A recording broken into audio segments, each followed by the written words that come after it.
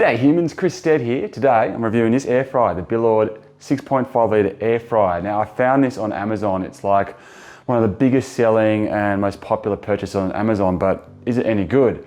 Now it retails for $199 here in Australia on Amazon, and I managed to pick it up for $98. It was on a half price sale, so there's a lot of popularity about it. It was right up the rankings, it was getting shown a lot. So I thought, why not get one in, check it out, see how it goes. So I'm going to cook a few meals through it, play around with it, spend some time with it, give you back my thoughts on how it performs, do a bit of a tour of what it offers, and also I'm going to try and do a bit of a cook-off with the Philips XXL 5000 air fryer, which I also have in at the moment. So that's kind of at the higher end, like on the premium space with a big name brand.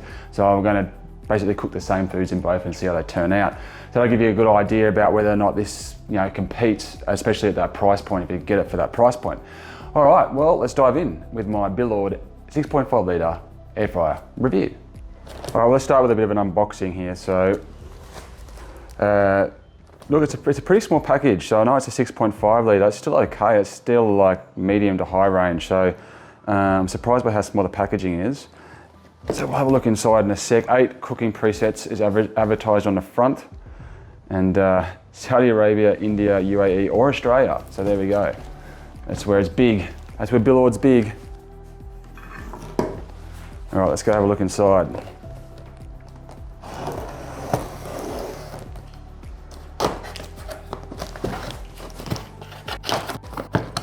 Now, interestingly, when I purchased this through Amazon, the company, at least the company distributing it here in Australia, sent me a message saying, do you want the manual and do you want some free recipes? And I was like, okay, yes, I definitely do.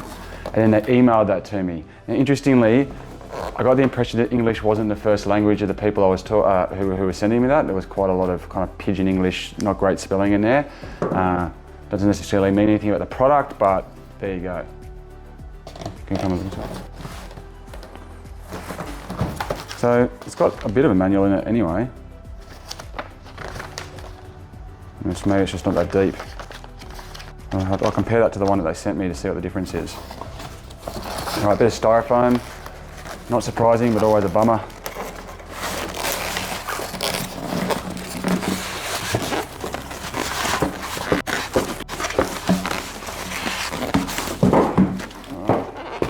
Out she comes. Nothing else of interest in there. Actually, there's a QR code for something.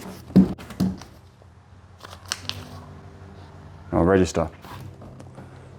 It does have a 1-year warranty, I'm told.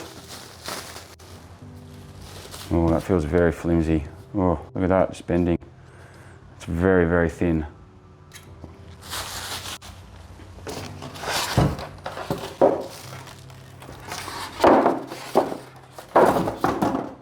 So not a typical amount of wastage, I guess, in terms of the styrofoam, the box, and the plastic. Nothing more or less than what I would expect. I doubt that massive sustainability is a huge calling card for an Amazon brand, but yeah, it's not there's not unnecessary wastage, at least compared to what I've opened before. So a bit of a cable here. Let's have a look at the length of it. So the cable length can be a problem with some of these devices. It's unbelievable how many times you get a appliance or even just any consumer tech, stereo system, whatever, and the cable is just ridiculously short. I was reviewing a portable fridge recently, and it was like a half-meter cable.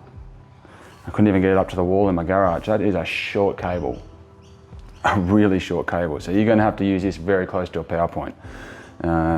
Depending on your kitchen layout, that may rule you out straight away. Other than that, interesting first impressions. Very plasticky, very light. I wonder if that wobble, there's a bit of a wobble in it too. I wonder if that's the table. Yeah, I think that might just be the table, not the air fryer. All right, now my instinct here is to just rip this open, but I'm not going to because maybe there's a button or something I'm supposed to press. I should probably read something up before I do that. It could just be the tape though.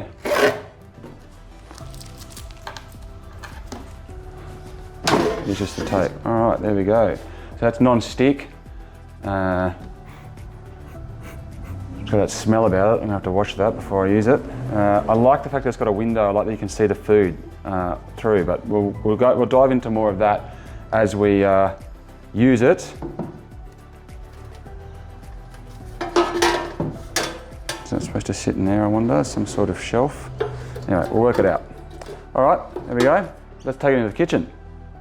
Alrighty, so we're about to get started here. I just thought I'd talk you through what my plan is. So I've just gone and got some classics like that you might make as a family here in Australia. So I've got some frozen fries, the air fryer essentials, and I've got some burger patties. Now I've really enjoyed cooking burger patties in air fryers before because they cook really well, but they also maintain all their moisture. So what I'm going to do is I'm going to run half the chips and 2 of the burger patties in here, and then I'm going to run the other half of the chips and the other 2 burger patties in this one, which is the Philips air fryer, just so we can do a comparison, just kind of see, you know, how they go at exactly the same time, exactly the same heat, just see how they compare for the final food. Just be interesting, I think. I'm also going to run it off this EcoFlow power station over here, because this is going to show me how many watts it's pulling, and I'm really interested to see whether or not these kind of like lesser known brands, if one of their downsides is they really chug energy as opposed to the better known brands. So I'm just going to do it on both of them just to find out really where this one stands, considering the price point, the brand, and everything like that. So let's crack in.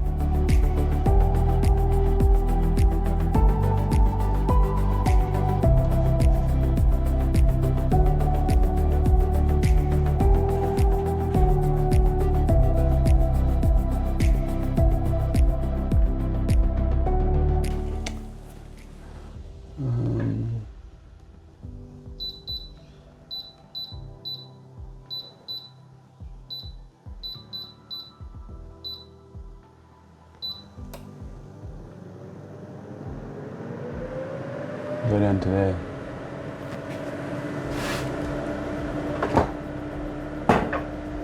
And look at down here, look here.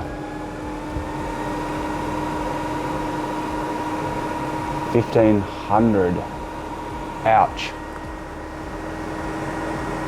Wow, it's really working that battery. All right, let's see what happens.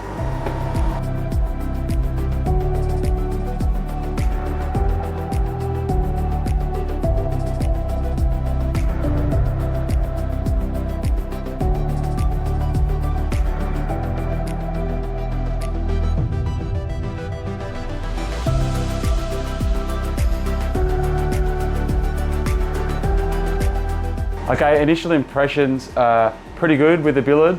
I really love the window that you can actually see into the air fryer. So if you have a look here, it's just working at the moment, cooking these chips up. That's worked quite well. It's really easy to slide in and out. I remember I reviewed the Audi air fryer once and it was such a mission to try and get this in. Don't know why that light's just turned off though. Why'd you turn off? It's done that a couple of times now, it's clicked on and off, so I don't know if that's, maybe there's some sort of sensor. Yeah, I'll see if I can work that out. But yeah, pretty easy, obvious, intuitive interface here. It's pretty easy to select between the 8 presets. It's pretty easy to change the time. You've got temperature on this side, time on this side, put it up or down depending on what you want, and press a button, off she goes. So pretty easy to use. It was interesting just testing the amount of power that it pulls. This one was pulling about just over 1500 watts.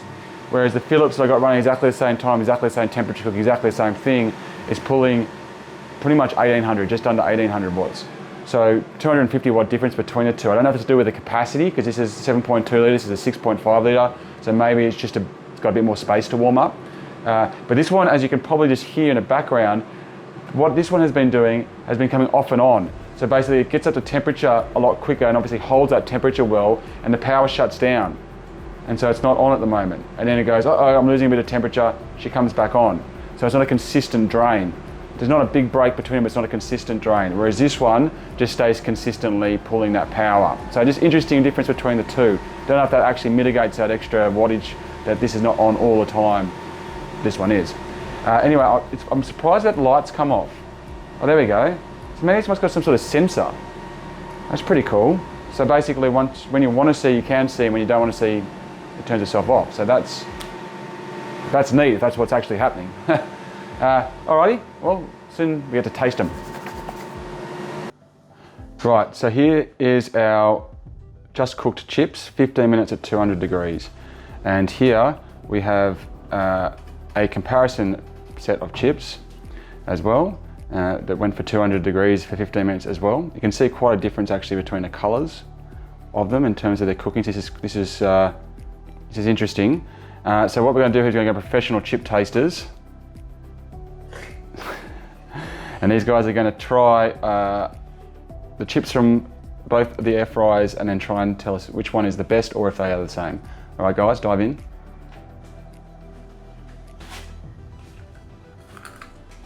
All right, what are we thinking? These ones look like. You like these ones more, do you? Jasmine? Patty, you like these ones? Charlie? These ones are better. They're more crunchier and chewy. These ones just are chewy. Yeah, and that's kind of my experience as well. Is that these ones, which are from the Billord, the new air fryer, these are, I found these to be slightly undercooked compared to these, but these are also kind of almost slightly overdone. So it's interesting, but they both still taste pretty good, right? Okay, so after eating more of those chips, we've actually decided they're really just not cooked. So I'm throwing them in for another 4 additional minutes, just to see if we can get a bit more of that kind of the inside a bit more cooked and a bit more crisp at the same temperature. This light, by the way, doesn't seem to be activated in any particular way. It seems to just go in and on and off just constantly through the whole cook, which is just really weird. I'd really like that to just be a manual option. Just either you have it on or you don't. But we'll see. We'll see if this improves it. But otherwise, yeah, it's definitely not quite as giving us as thorough a cook and as most circulated a cook as the higher price model over here, the Philips. Doesn't necessarily rule it out. Okay, so I just pulled the chips out after giving them another crack. And look, they're a bit crisper, but the cooking isn't consistent through the chips. The chips definitely aren't as nice as the ones I got out of the other air fryer. They're still chips, and they don't taste bad. They're just not cooked, I guess, as thorough, like consistently through the chip as these ones were that we've already eaten and polished off because they were so yummy. Another thing to note is, see this? This is the kind of like little, what do they call it? Just a plate at the bottom of the thing that basically allows the oil and the food to stay separate from each other. The oil that might come out of your patties or whatever. And the problem is it doesn't stay in there. It just, so for example, that's what happens as soon as you try and tip your chips out. And what I don't understand is because it's got these little kind of like little nooks here, which you would think would allow you to stop that from happening, but there's nothing in here for it to hook to. There's nothing for that to actually function. Yeah, so that's a bit of a shame. It would be much better if this thing stayed in there on demand, and so you could just get your chips or whatever you've just cooked and just pour them out like I just did there, and this thing just came flying out, and because there's nothing you can really do. You can't really put your hand in it and tip it at the same time to stop this from falling. So that is a design flaw for sure. Also worth noting the noise of it. So it's not too bad. It's not any more noisier than this is. It's not any more noisier than I would expect from an air fryer that I've tested before. So noise side of things, they're loud appliances, but definitely nothing to be concerned about there. But this, not so great, and not as good as it could be. Alrighty, so we've got the chips done. We're going to have a look here now at the burger patties. Oh, not that knife. These are just your typical Warrior style burger patties. It says 12 minutes to cook, so I'm going to put it in for 180 for 12 minutes. Now you usually don't have to turn the patties, so I won't. And we'll see how we go. So we take this down to 12, take the temperature down to 180. Give me enough space in here for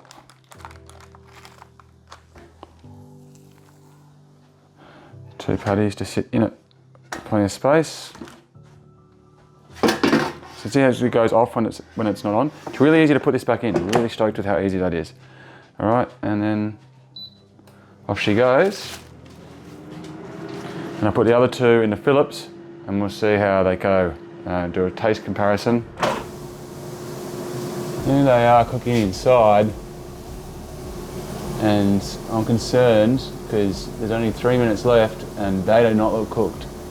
All right, so it's finished, and it should be the correct amount of time to cook these.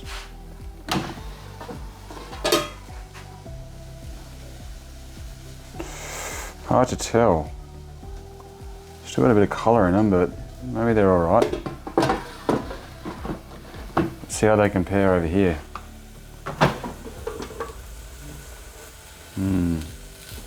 These look a lot more cooked, don't they? Let's get two of them side by side. All right, so the patties are cooked, theoretically anyway. We're going to pull them out and have a closer look in a second. All right, so here we go. Here's the ones from the Billord. The patties. Looking pretty juicy, aren't they? Yeah.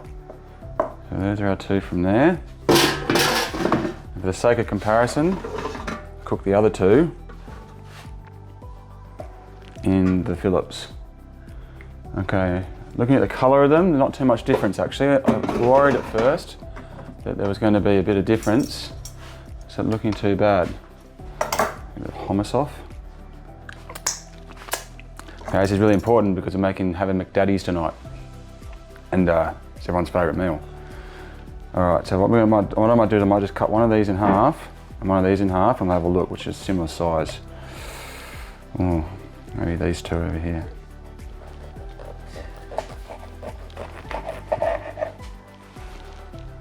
Okay, so that's from the Phillips. Looks just about perfect, look at that. All right, let's have a look at this one.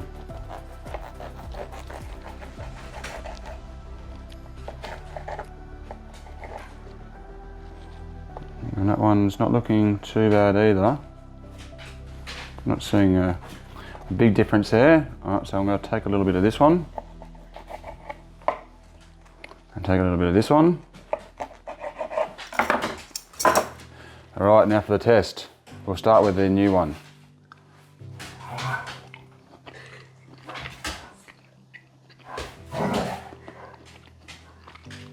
It's got all the juice. I'm pretty happy with that. That's cooked pretty well. All right, let's see if there's much of a difference.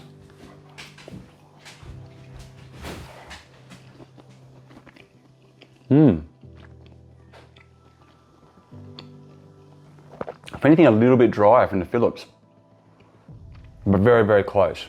So that's good. I'm really happy with that. There's no significant difference, I don't think, noticeable difference between the two devices.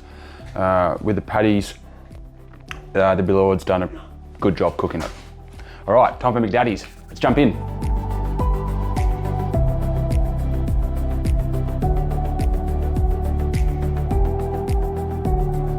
So I'm ready to give my final thoughts on the Billord 6.5 litre air fryer. And look, overall, I'm pretty happy with it. Now, it's definitely a budget option. It's on the, I mean, like I said, this cost me $99 or $98.99 off Amazon. Its recommended retail price is $199. I don't know if you'll ever actually pay that, considering Amazon's got 50% off.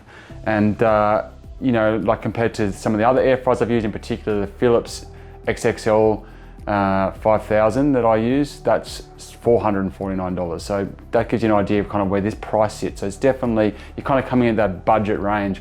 I believe that puts it around the same price as the Aldi air fryer, which I have reviewed a long time ago. But it performs a lot better than the Aldi air fryer, and it actually performs pretty well. If I was going to like bring up the negatives of what you're not getting when you kind of get something at that lower price, it's a little bit flimsy. The materials that it's made out of, just kind of the stuff around the outside, the plastic, the top here. I mean, you can probably see that moving. It's quite. It doesn't have. Well, it feels cheap. That's the way it kind of feels.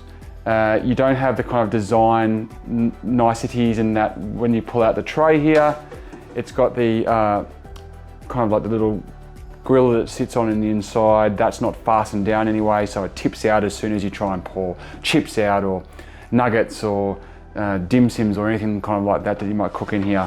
It doesn't have, you know, it's not as user friendly in that regard. It's not connected to any apps. It doesn't have it's only got the 8 kind of preset cooking, whereas, for example, the Philips has 16. Not that I think you really need that, but like you don't have that kind of app support, so you're not getting kind of those recipes, although the Amazon seller did send me some PDFs of some recipes, so I thought that was really nice actually, like I wasn't expecting that. But that was a nice little bonus as well. The cable's quite short, so that's another bit of a kind of negative. And I don't think that the air kind of circulates as well in this particular device as it does in some of the more expensive options on the market. And I say that because when I was putting in kind of a bunch of stuff into it, like for example, a big pile of chips, it didn't really cook the chips as well as the more expensive air fryers. When it was just kind of one item, like a big barbecue chicken or beef patty, stuff like that, that was just kind of like, a larger thing that's not kind of covered by its brethren, it did a much better job. But it did still take a bit longer than I had anticipated based on, you do a Google search, you say, how long to cook this for?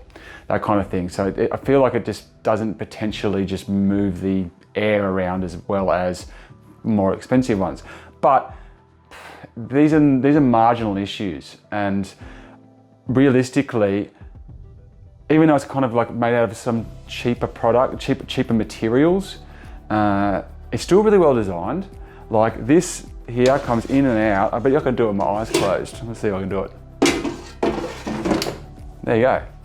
And that seems like it should be like that, but I can tell you, I've used some cheap air fryers before, and it's a mission to get those things back in. So the fact that you can just do that just speaks to some effort in the design. I love the window. I really like being able to look in and see how it's going without having to open it. That's a really nice actual feature. The fact that the light that's on in there doesn't just stay on or go off depending on what you choose. It just comes off and on of its own accord rhythmically is a bit of a, I don't know why they've done that. That's a bit of a shame. But in terms of like the power consumption and stuff like that, it's actually pretty efficient for an air fryer. And I cooked a barbecue chicken with it just last night, and it's not very loud, and the smell that came out of it, just filled the whole house with this smell of just like really nice barbecue chicken. But also it ran for 50 minutes at 200 degrees and did a job. So when you think of it like that, I was really worried that just kind of buying the cheapest air fryer off Amazon, the thing was going to short the house, basically, is what I thought would happen.